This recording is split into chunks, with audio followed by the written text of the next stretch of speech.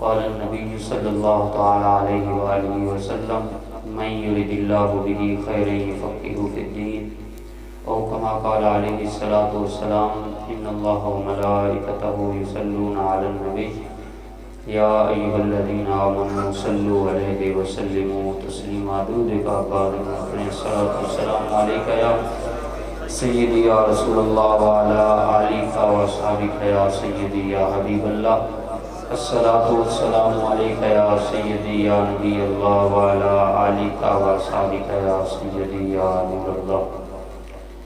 اللہ رب العالمین کا کروڑا فضل احسان جس کی توفیق خاص سے اس کے دربار میں حاضر ہیں۔ دعا ہے میرا مولا ہماری عاجزانہ حاضری اپنی بلند بارگاہ میں قبول و منظور فرمائے۔ حضور نبی رحمت صلی اللہ تعالیٰ علیہ وآلہ وسلم نے ارشاد فرمایا من یرد اللہ بہ خیرا یفقہہ فی الدین، کہ اللہ تعالیٰ جس بندے کے ساتھ بھلائی کا ارادہ فرماتا ہے اسے دین کی سمجھ بوجھ عطا فرما دیتا ہے۔ آج کا دن چونکہ ہمارا سوال و جواب کا سیشن ہے تو آج کا پہلا سوال یہ ہے کہ امام کے پیچھے سورۃ فاتحہ پڑھنی چاہیے یا خاموش رہنا چاہیے؟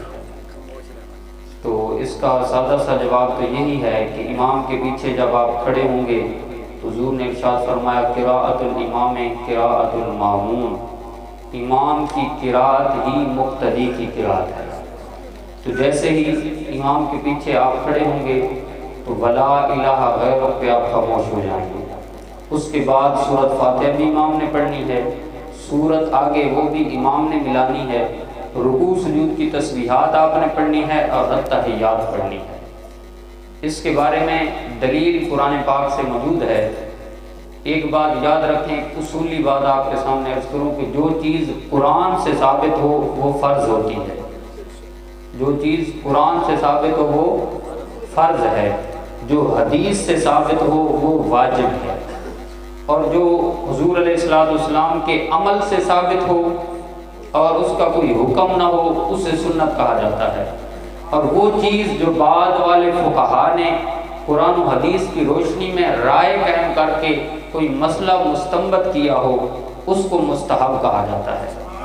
یہ ایک قانون ہے اصول فقہ کے اندر۔ تو قرآن مجید فرقان حمید میں اللہ تعالیٰ نے ارشاد فرمایا فَقْرَؤُوا مَا تَيَسَّرَ مِنَ الْقُرْآنِ، کہ جو قرآن میں سے تمہیں آسان لگے، جو میسر آئے وہ تلاوت کر لو۔ اب اس سے یہ مسئلہ ثابت ہو گیا کہ سورۃ الفاتحہ پڑھنا فرض نہیں ہے، کیونکہ قرآن کے اندر یہ حکم آ گیا کہ جو کچھ قرآن میں سے تمہیں آسان لگے وہ پڑھ لو۔ اس سے قرات کا فرض ہونا تو واضح ہو گیا، لیکن سورۃ فاتحہ کا پڑھنا واضح نہیں ہے، واجب اپنا فرض نہ ہوا۔ اب ہم حدیث کی طرف چلتے ہیں تو حدیث پاک کے اندر آتا ہے لا صلاۃ الا بفاتحۃ الکتاب، کہ فاتحہ کے بغیر تمہاری نماز نہیں ہوگی۔ اب جب حدیث کے اندر آ گیا کہ فاتحہ کے بغیر نماز نہیں ہے تو ہم نے قانون یہ پڑھا ہے کہ جو چیز حدیث سے ثابت ہو وہ واجب ہے، جو قرآن سے ثابت وہ فرض، جو حدیث سے ثابت وہ واجب۔ اب حدیث ہمارے سامنے اس مسئلے کو واضح کرتی ہے کہ سورۃ فاتحہ کا پڑھنا واجب ہے، لیکن کس وقت واجب ہے؟ جب آپ اکیلے نماز پڑھ رہے ہیں۔ اگر اکیلے نماز پڑھ رہے ہیں، آپ قیام کی حالت میں کھڑے ہیں، سورۃ فاتحہ پڑھنی بھول جاتی ہے، آپ سورت پڑھ کے رکوع سجود اور التحیات اور سلام پھیرنے لگتے ہیں، اس وقت آپ کو یاد آتا ہے کہ میں نے تو سورۃ فاتحہ نہیں پڑھی۔ اگر آپ سجدہ سہو کر لیتے ہیں تو آپ کی نماز مکمل ہو جائے گی۔ اس لیے کہ کوئی واجب چھوٹ جائے نماز کے اندر تو سجدہ سہو سے اس کی تلافی ہو جاتی ہے۔ اب رہا یہ مسئلہ کہ جب سورۃ فاتحہ کا پڑھنا واجب ہے تو امام کے پیچھے کیوں نہیں پڑھی جاتی؟ تو اب اسی کے بارے میں ہمیں حدیث پاک ملتی ہے کہ قراءۃ الامام قراءۃ الماموم، کہ امام کی قراءت مقتدی کی قراءت ہے۔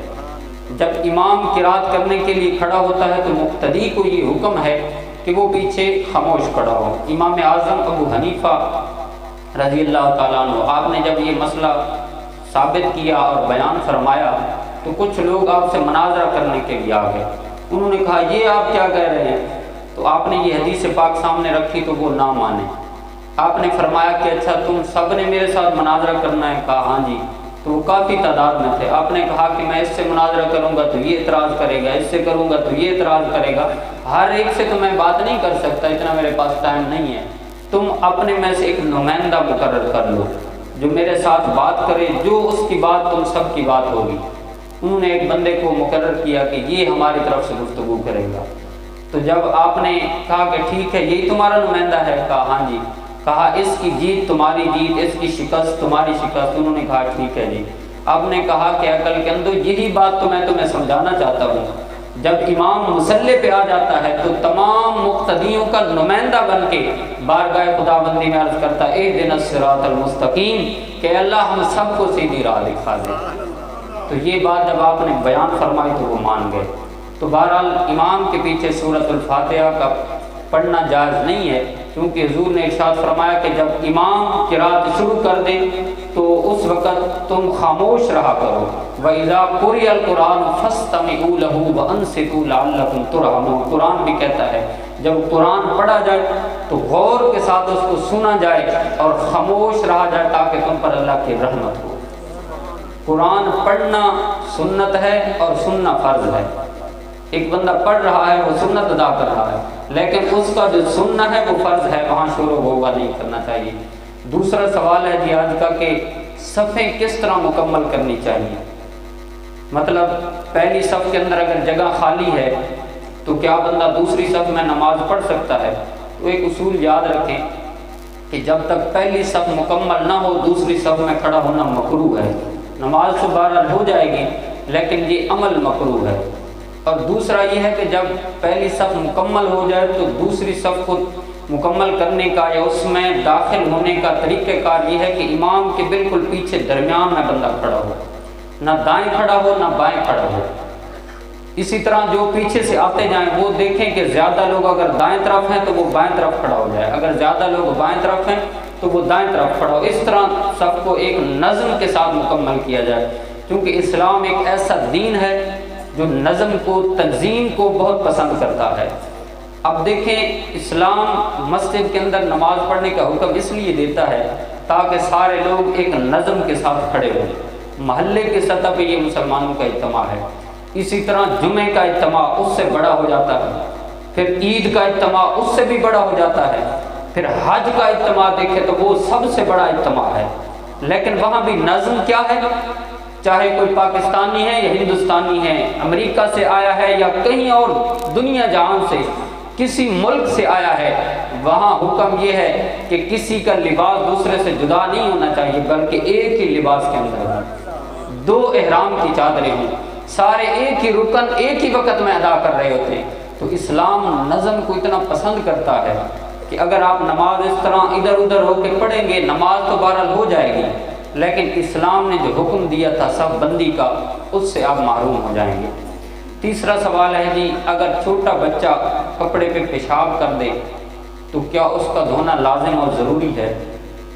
تو پیشاب لفظ ایسا ہے جس سے نجاست ٹپکتی ہے، تو چاہے چھوٹا بچہ ہو چاہے کوئی بڑا آدمی، اس کی کوئی نجاست جسم پہ لگ جاتی ہے، کپڑے پہ لگ جاتی ہے، اس کو دھونا لازم اور ضروری ہے. اس مسئلے کے اندر کوئی حقیقت نہیں ہے کہ جب تک بچہ روٹی نہ کھائے اس وقت تک اس کا پیشاب پاک ہے. پیشاب جو بھی ہو وہ ناپاک ہے، جسم پہ اگر لگ جائے تو اس کا دھونا لازم اور ضروری ہے.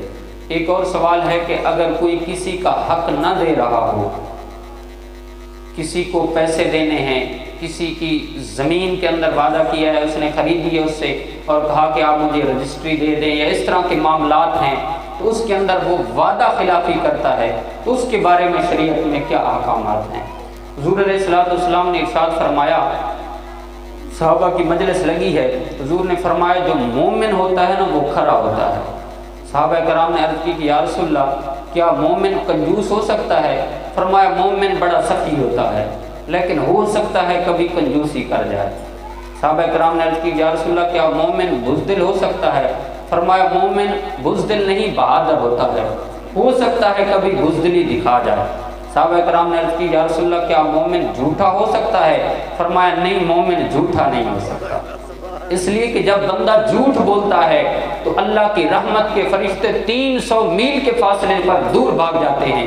دوسری حدیث کے اندر حضور نے ارشاد فرمایا کہ منافق کی نشانی یہ ہے اذا حدث کذبا، جب بولے گا تو جھوٹ بولے گا، اذا وعد اخلف، جب وعدہ کرے گا تو وعدہ خلافی کرے گا، اذا اؤتمن خان، اور جب اس کے پاس کوئی امانت رکھی جائے گی تو اس کے اندر خیانت کرے گا۔ اور فرمایا مومن بندہ وہ ہے جس کے پاس امانت رکھی جائے تو وہ امانت کی پاسداری کرتا ہے، جو بولتا ہے تو سچ بولتا ہے، جو وعدہ کرتا ہے تو وعدہ خلافی نہیں کرتا بلکہ وعدہ کی پاسداری کرتا ہے۔ اور چوتھی نشانی ارشاد فرمائے اذا فجر، جب بولتا ہے، جب کسی کے ساتھ لڑائی کرتا ہے تو گالیاں بکتا ہے۔ یہ چار نشانی منافق کی حضور نے بیان فرمائی۔ کہا کہ مومن کا کام یہ ہے کہ جب وعدہ کرتا ہے تو قرآن کے مطابق پورا کرتا ہے۔ قرآن کے اندر ہے وَأَوْفُوا بِالْعَهْدِ إِنَّ الْعَهْدَ كَانَ مَسْئُولًا، کہ جو وعدہ تم کسی سے کرو نا اس کو پورا کرو، کہ قیامت کے دن سب سے پہلے وعدے کے بارے میں سوال کیا جائے گا۔ حضور کا ایک بندے کے ساتھ وعدہ ہو جاتا ہے، اس نے کہا یا رسول اللہ آپ یہیں رکے میں آیا۔ حضور علیہ السلام وہاں جلوہ گری فرماتے ہیں۔ ایک دن گزرا، حضور نماز پڑھنے کے لیے قضاء حاجت کے لیے تشریف لے جاتے ہیں، پھر واپس اسی مقام پہ آ کے کھڑے ہو جاتے ہیں۔ اگر کسی نے ملنا ہوتا ہے تو فرماتے ہیں ان کو کہہ دینا کہ میں فلاں جگہ پہ کھڑا ہوں، وہاں آ کے مجھے مل لیں۔ وہاں پہ کھڑے ہیں۔ تیسرے دن جب وہاں سے وہ انصاری جس نے وعدہ کیا تھا وہ گزرنے لگا نا، اس کی نظر حضور پہ پڑی تو اس کو یاد آ گیا کہ میں نے حضور سے وعدہ کیا تھا، حاضر خدمت ہوا۔ حضور علیہ السلام نے کوئی غصے کا اظہار نہیں فرمایا، ماتھے پہ کوئی شکن نہیں آیا۔ حضور نے فرمایا اے نوجوان تو نے مجھے بڑی مشکل میں ڈال دیا ہے۔ صرف یہی جملہ کہا۔ خود حضور ارشاد کر رہے ہیں تو پہلے خود عمل کر کے دکھا رہے ہیں۔ غزوہ بدر کے موقع پہ ایک صحابی جن کو قید کر لیا جاتا ہے، ابو جہل نے اس شرط پہ چھوڑا کہ میں تمہیں چھوڑتا تو ہوں لیکن تم نے محمد عربی کے ساتھ مل کر کے جنگ میں شریک نہیں ہونا۔ اب جب واپس آئے تو حضور علیہ السلام کو انہوں نے عرض کی کہ یا رسول اللہ ابو جہل نے ہمیں چھوڑ تو دیا ہے لیکن اس شرط پہ چھوڑا ہے کہ ہم جنگ میں شریک نہیں ہو سکتے۔ اب ایک ایک بندے کی ضرورت تھی، ایک طرف 1000 کا لشکر جرار ہے، دوسری طرف 313 صحابہ کرام کا مختصر سا قافلہ ہے، تو اب ایک ایک بندے کی ضرورت تھی۔ لیکن حضور علیہ السلام نے ارشاد فرمایا اے میرے غلام تو چونکہ وعدہ کر کے آیا ہے، اب محمد عربی کا دین یہ کہتا ہے جب وعدہ کیا جائے تو وعدے کی پاسداری کی جائے، تو اسی وقت ان کو واپس لوٹا لیا۔ تو جب کوئی کسی کے ساتھ وعدہ کرے، پیسے دینے ہوں یا کوئی اور چیز کا وعدہ کرے، اس حوالے سے بندے کو اس چیز کا لحاظ رکھنا چاہیے، کیونکہ قرآن کے اندر بھی بار بار اس کی تاکید ہے اور حدیث کے اندر بھی اس کی بار بار تاکید ہے۔ اللہ تعالیٰ توفیق عمل نصیب فرمائے، آمین۔